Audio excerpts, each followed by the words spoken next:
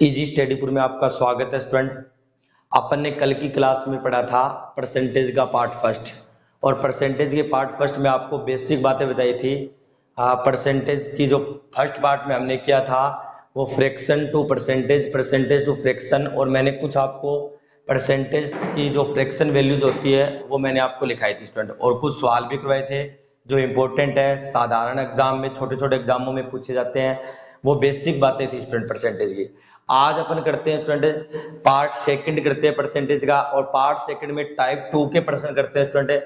देखो जैसा कि आपके सामने लिखे हुए प्रश्न, और प्रश्न क्या है स्टूडेंट, पहला प्रश्न देखो पढ़ो। इस प्रकार का प्रश्न अगर आपके पास एग्जाम में आ जाए कि किसी भिन्न के अंश में 10% वृद्धि करने पर तथा इसके हर में 12% की कमी करने पर जो प्राप्त होता है में परिणामी भिन्न वो 15/64 प्राप्त होता है स्टूडेंट। तो आपसे मूल भिन्न पूछता है स्टूडेंट, यानी वो भिन्न क्या थी जिस भिन्न में 10% की वृद्धि और 12% की कमी कर देने पे ये मान प्राप्त होता है। तो आपसे मूल भिन्न पूछता है स्टूडेंट। तो देखो स्टूडेंट इस प्रकार के प्रश्न को किस प्रकार किया जाता है।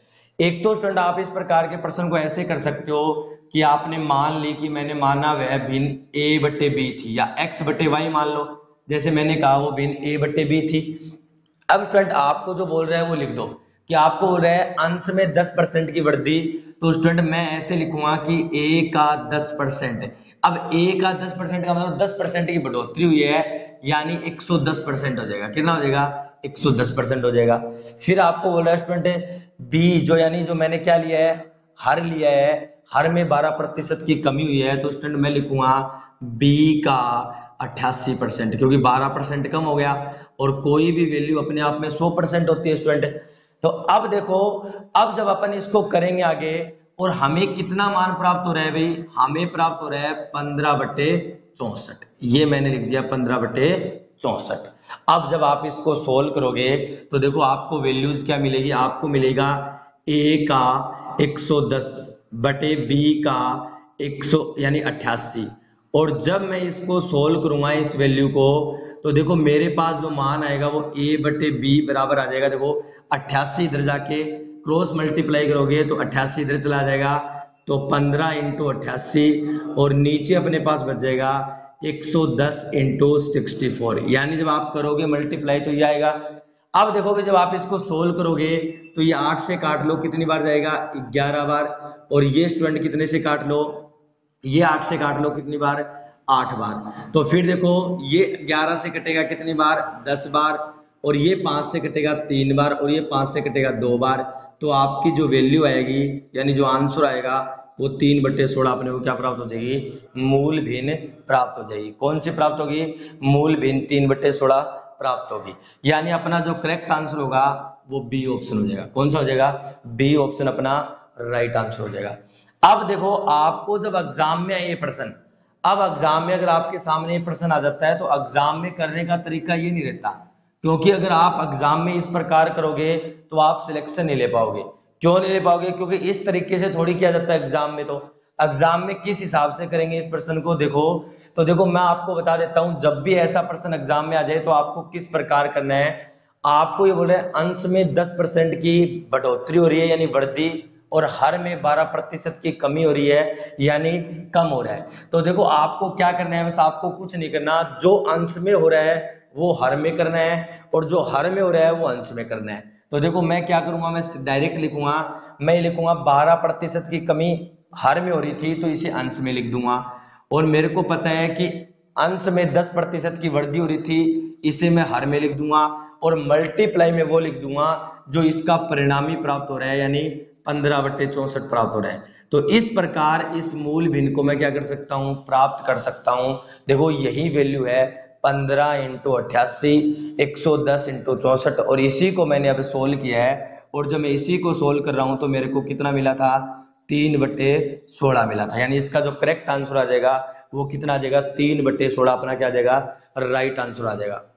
तो देखो जब आपके पास एग्जाम में ये सवाल आता है तो आपको ये चीज फॉलो करनी है, यानी आपको ये मेथड, बेसिक जो मेथड है ये नहीं अपनाना है, आपको डायरेक्ट लिख देना है। क्या लिख देना है? डायरेक्ट, कि भी जो अंश में काम हो रहा था वो हर में लिख देते हैं, हर में हो रहा था वो अंश में लिख देते हैं, और मल्टीप्लाई में वो भिन्न कर देते हैं जो परिणाम प्राप्त हो रहा है। जैसे देखो ये करते हैं, देखो आपको बोला है एक भिन्न के अंश में 220% की वृद्धि करने पर और 150% की कमी करने पर। अब देखो एक अंश में 220% की वृद्धि करने पर, और यहां लिख लो हर में क्या है, हर में बोल रहे हैं ये हर में 150% की वृद्धि करने पे, यानी अंश में भी वृद्धि कर रहा है, हर में भी वृद्धि कर रहा है, तो आपको परिणामी भिन्न 4/5 प्राप्त होती है, मूल भिन्न पूछा है। तो आप क्या करोगे, आप करोगे अंश में 220% की वृद्धि हो रही है तो इसे तो लिख दोगे हर में। तो देखो अपने आप में कोई संख्या 100 होती है तो इसे मैं लिख दूंगा 320, और फिर देखो हर में 150% की वृद्धि करने पर, यानी हर में 150% की वृद्धि करोगे तो 150 तो पहले से ही है, ये हो जाएगा 250, और जो मूल भिन्न है उससे मल्टीप्लाई कर दो, यानी कितना हो जाएगा 4/5, यानी जो परिणामी भिन्न है उससे मल्टीप्लाई कर देंगे।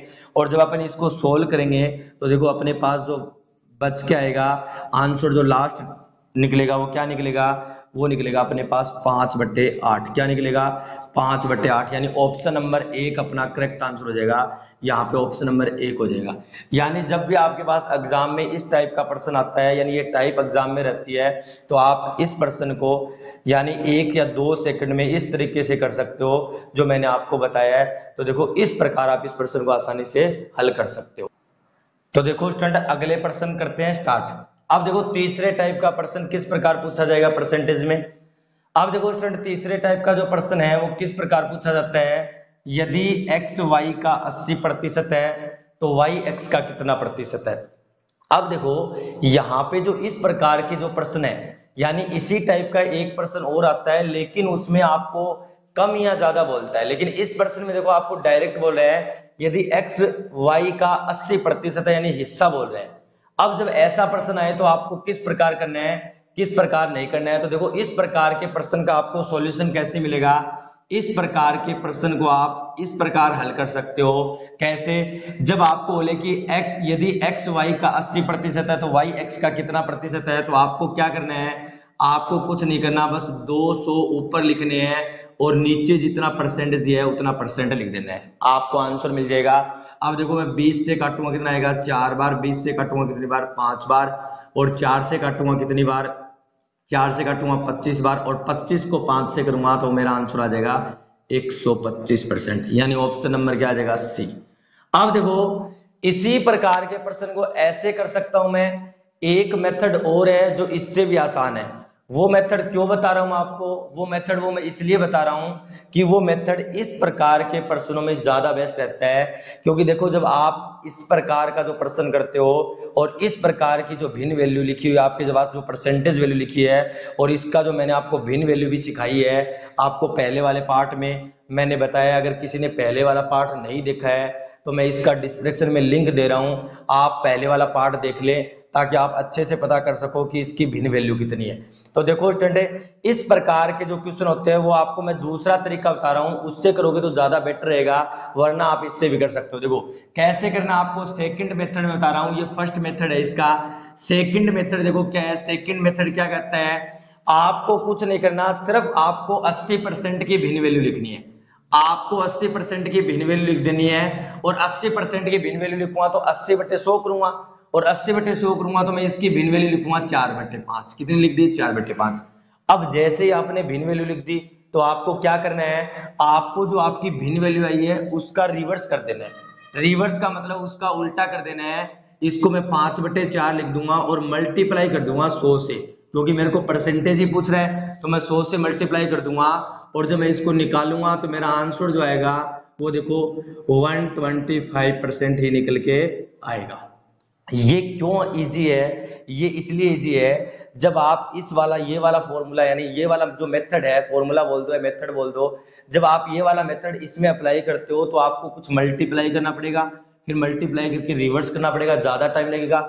इसीलिए मैंने आपको पहले वाले पार्ट में इनकी सभी की भिन्न वैल्यू लिखा दी है, क्योंकि अब जो भी अपन करेंगे आगे मैथ के जितने भी टॉपिक करेंगे उनमें उन सब का यूज होगा। इसलिए अगर आपने अभी तक इनकी भिन्न वैल्यू नहीं निकालनी सीखी है तो पहले वाले पार्ट में जाके सीख ले, ताकि अच्छे से आपको पता चल जाएगा, याद कर ले इन भिन्न वैल्यू को, ताकि आपको हेल्प मिलेगी हर प्रश्न में।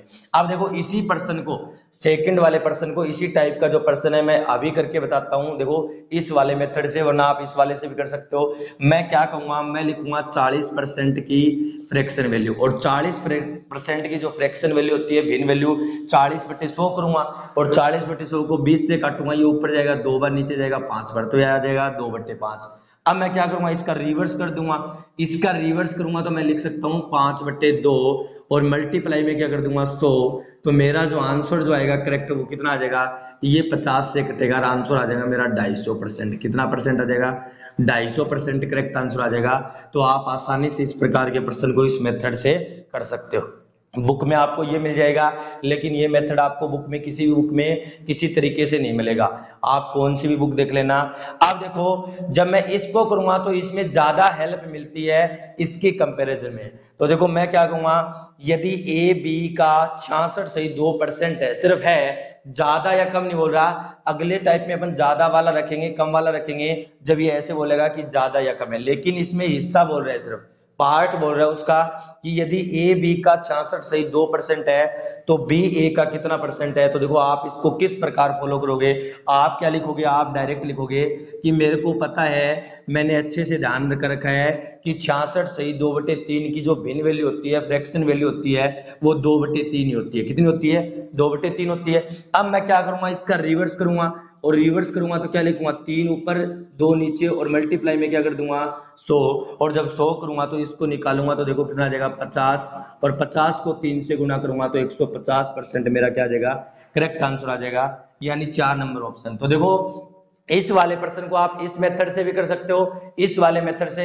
मैं तो आपको कहना चाहूंगा, अगर आप बढ़िया कंपटीशन की तैयारी कर रहे हो, एकदम अच्छे से तैयारी कर रहे हो, लेवल से तैयारी कर रहे हो, तो आप इस वाले कंसेप्ट को याद रखो कि ये वाला कंसेप्ट काम आएगा। इस वाले कंसेप्ट में आप कभी भूलोगे नहीं। इस प्रकार के कंसेप्ट अपन हर सवाल में, यानी हर तरीके से मैं आपको ट्रिक बताने की कोशिश करने जा रहा हूं, ताकि आपका परसेंटेज का टॉपिक अच्छे से करोगे, आपको परसेंटेज के टॉपिक में कहीं भी कोई दिक्कत नहीं आएगी स्टूडेंट। तो देखो अगले टाइप का प्रश्न, टाइप नंबर 4 का प्रश्न क्या होता है। अब देखो जो 3 नंबर का टाइप का जो प्रश्न था ना, और जो 4 नंबर के टाइप का प्रश्न है, उन दोनों में आप डिफरेंस देखो। उस प्रश्न में इस प्रश्न में क्या डिफरेंस है, बस इतना ही डिफरेंस है। वहां पे हिस्सा पूछ रहा था, यहाँ पे कम या ज्यादा की बात हो रही है। देखो पिछले प्रश्न की बात जो कर रहा हूं मैं, उसमें सिर्फ आपको ये बोल रहा था कि एक्स वाई का इतना परसेंट है तो वाई एक्स का कितना परसेंट है, लेकिन इसमें देखो आपको कम या ज्यादा की बात कर रहा है। ये बोल रहा है यदि ए की ऊंचाई बी की ऊंचाई से 20% कम है तो बी की ऊंचाई ए की ऊंचाई से कितने प्रतिशत अधिक है। भाई जब ए की ऊंचाई बी की ऊंचाई से कम होगी तो अब जाहिर सी बात है बी की ऊंचाई ए की ऊंचाई से क्या होगी, अधिक होगी। अब इस प्रकार के प्रश्न को कैसे किया जाए, किस प्रकार इनका हल है, आपको किताबों में कैसे हल दे रखा है, मैं कैसे बताऊंगा वो देखना। अब देखो किताबों में आपको इसका हल मिलेगा फॉर्मूला। फॉर्मूला क्या कहता है, कमी या वृद्धि बटे 100 प्लस माइनस का कमी या वृद्धि इंटू 100। आपको जो किताबों में फॉर्मूला मिलता है वो ये मिलेगा कि कमी या वृद्धि, क्या मिलेगा, कमी या वृद्धि, और बटे में मिलेगा 100 प्लस माइनस का कमी या वृद्धि, और क्या करना पड़ेगा, कमी या वृद्धि, और मल्टीप्लाई में क्या करना पड़ेगा 100। एक तो तरीका ये है कि किताबों में आपको ये मिलेगा। किताबों में कैसे, अगर कमी हो रही है तो कमी लिख दो, जैसे मैं लिख दूंगा कमी का कमी लिख दूंगा 20, और बटे में कमी हो रही है तो मैं 100 में से माइनस करूंगा, ये हो जाएगा 80, और इंटू में क्या कर दूंगा 100, और जब मैं इसको सोल्व करूंगा तो ये देखो कितनी बार कटेगा, 4 बार, और 4 से कटेगा कितनी बार, आंसर आ जाएगा 25%। आप देखो जब ऐसा सवाल आता है तो ये वाला फॉर्मूले में आपको बहुत ज्यादा दिक्कत आती है। तो इस प्रकार के सवाल को देखो, एक तरीका और है, जब आप इसको ऐसे लिख लो कि आप इसको ऐसे भी कर सकते हो, कैसे, मैं लिख लूंगा ए और बी, क्या लिख लूंगा ए बी। अब आपको क्या करना होगा, ए की ऊंचाई बी की ऊंचाई से 20% कम है तो आप कह दोगे यदि बी 100 है तो ए 80 हो जाएगा, और इनका जो रेशियो आएगा वो 4:5 का आएगा। अब कितने ही कमी है, एक की कितने पे, 4 पे, और इंटू कितना हो जाएगा 100। दूसरा मेथड ये भी आप कर सकते हो, दूसरा मेथड ये भी कर लो, देखो कितना आसान है। इससे तो आसान है ना भाई, इससे तो आसान है। जब आप ये फॉर्मूला लगाओगे तो इसमें थोड़ी दिक्कत आएगी आपको। अब जब आप ये वाला भी इसमें मेथड लगाओगे सेकंड वाले प्रश्न का, अगर आप यहां भी फॉलो करोगे तो आपको 2 या 3 या 4 या 10 सेकंड तक लग सकते हैं। लेकिन जो हम आपको जो तीसरा मेथड बताने जा रहा हूं ये सेकंड है, और जब मैं आपको तीसरा मेथड बताने जा रहा हूं उसको जब आप देखोगे तो इस वाले सवाल को आप सेकंड में कर दोगे, 1 सेकंड में। कैसे? आपको बोला है यदि राम की आय, यानी पहले ही देख लेते हैं पहला ही प्रश्न, यदि ए की ऊंचाई बी की ऊंचाई से 20% कम है, तो आपको कुछ नहीं लिखना, सिर्फ आपको 20% की भिन्न वैल्यू लिखनी है, जो कि 1/5 होती है। कितनी होती है? 1/5। अब आपको क्या करना है, अगर कमी है, अगर कमी है तो आपको क्या करना है, ऊपर वाला एज इट इज लिखना है और इसमें से 1 कम कर देना है, नीचे आ जाएगा 4 और इंटू कितना हो जाएगा 100। आपका आंसर आ जाएगा 25%। आपका जो करेक्ट आंसर आएगा वो 25% सी हो जाएगा। यानी देखो मैंने आपको 3 मेथड बताए, तीनों में से कौन सा अच्छा है? देखो ये बुकों में रखा होता है, ये भी आप कर सकते हो रेशियो मेथड से, लेकिन ये देखो जब आप ये करोगे तो आपको इस वाले प्रश्न में बिल्कुल भी समय नहीं लगेगा जब एग्जाम में ऐसा प्रश्न आ जाएगा। क्यों? क्योंकि देखो जब आप इस वाले में ये मेथड लगाओगे तो आपको टाइम लगेगा, इस वाले में ये मेथड लगाओगे तो भी आपको 8 या 7 सेकंड लगेंगे, लेकिन जब ये मेथड करोगे तो आपको बिल्कुल भी टाइम नहीं लगेगा। कैसे? देखो हमसे बोल रहा है यदि राम क्या है श्याम क्या है से 16 से 2/3% अधिक है, तो आपसे बोला है कि श्याम की आय राम की आय से कितने प्रतिशत कम है। भाई देखो राम की आय श्याम की आय से अधिक है तो पता है हमें श्याम की क्या होगी, फिर कम होगी। तो आप क्या लिखोगे, आप तीसरा मेथड लगाओगे, डायरेक्ट आप लिखोगे कि मेरे को पता है 16 से 2/3% की जो भिन्न वैल्यू है वो मैं लिख सकता हूँ 1/6। कितनी लिख सकता हूँ? 1/6। अब आपको क्या करना है, अब आपको बस इतना देखना है कि यहाँ पहले कमी दे रखी है या अधिक दे रखी है। तो देखो अधिक दे रखी है तो आप क्या करोगे, पहले ऊपर वाला एज इट इज रखोगे और नीचे वाले को जोड़ दोगे, क्योंकि अधिक है, जब कमी है तो घटाना है और अधिक है तो दोनों को ऐड कर देना है। तो मैं इसमें 6 में से 1 ऐड करूंगा तो कितना हो जाएगा 7 और मल्टीप्लाई में कितना कर दूंगा 100। अब मेरे को पता है कि 1/7 जो होती है ना वो किसके परसेंटेज वैल्यू होती है, यानी मैंने आपको पहले वाले दिन लिखा रखा है अच्छे से, 1/7 जो होती है वो 14 से ही 2/7% की भिन्न वैल्यू होती है। तो अपना करेक्ट जो आंसर आएगा वो बी नंबर ऑप्शन हो जाएगा। यानी आप इस प्रकार के प्रश्नों को इस तरीके से कभी मत करना, क्योंकि आपको टाइम लगेगा। ये रटाफिकेशन है, फॉर्मूला है, इससे भी मैं कहूंगा रेशियो मेथड है, कर सकते हो, लेकिन अगर आपको और भी टाइम बचाना है तो आप सबसे बेस्ट मेथड बता रहा हूं मैं आपको, इससे बेस्ट आपको कहीं नहीं मिलेगा।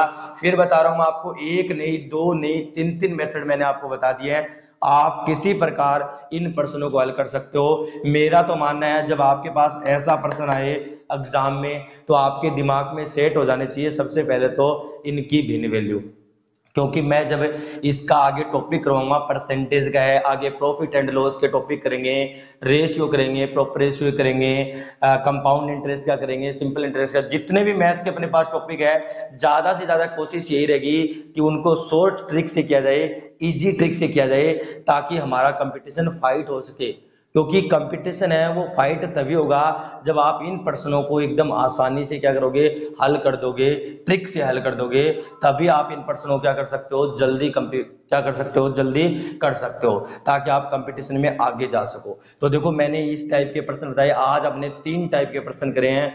3 टाइप का मतलब है आपके 3 टाइप कंप्लीट हो गए। पहले वाले दिन फर्स्ट टाइप का करवा दिया आपको, तो जैसे ही आगे आगे बढ़ रहे हैं हम टाइप वाइज कर रहे हैं। आगे की नेक्स्ट क्लास में अपन परीक्षा वाले प्रश्न आते हैं, वोटिंग वाले प्रश्न आते हैं परसेंटेज में, और जो बेसिक और भी बचे हुए हैं वो सब करवाएंगे।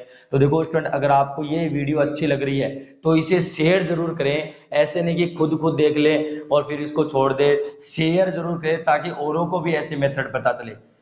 तो औरों को भी ये मेथड पता चलना चाहिए। अगर अभी तक आपने सब्सक्राइब नहीं किया है तो चैनल को सब्सक्राइब कर लीजिए, ताकि आपको इससे भी बेटर, इससे भी अच्छी अच्छी ट्रिक रखी हुई है अभी, इससे भी अच्छी अच्छी ट्रिक आपको क्या कर सके, पता चल सके, और आप इन प्रश्नों को आसानी से हल कर सके। क्योंकि हमने एक्स से कोई भी मेथड लिया नहीं है, विदाउट एक्स से काम करेंगे, ट्रिक से काम करेंगे, ताकि हमारा कंपटीशन क्या हो सके, फाइट हो सके।